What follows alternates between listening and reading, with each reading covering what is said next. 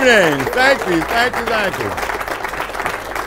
Thank you so much. Friends, right now I'd like to take you on a little trip down through the history of magic with a very old classic of prestidigitation. In fact, it's the oldest piece of legerdemain that we know of. Some believe it's clearly depicted in hieroglyphs on the walls of a burial chamber in Beni Hassan, Egypt, constructed over 4,500 years ago. That's right, friends, this trick is older than the New Testament itself.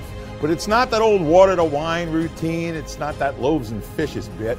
It is, in fact, the cups and balls.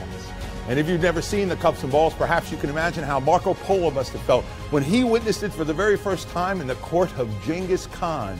The year was 1271, and you are there.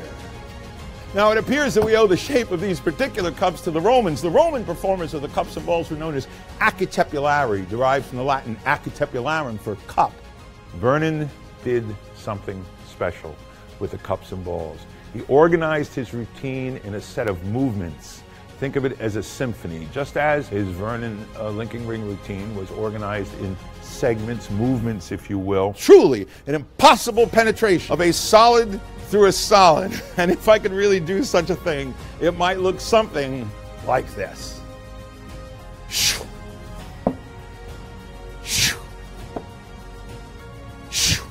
A wave, a spin, and a tap, and a second solid ball appears. One more time, a wave, a spin. Well, you don't always need the wand. Sometimes it just happens. Oh, sure. Now he's good. Yeah, right. Magicians think of it as a close-up routine today. Cups and balls was not originally a close-up effect.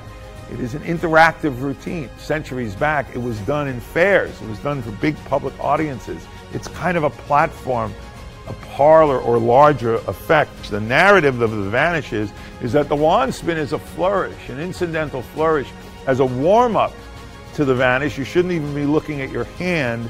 Now you come back, now the vanish. That's when the vanish occurs. With your right hand, reach out and hold this cup down. With your left hand, hold this cup down. I'll handle this cup here. Lift them. Hey!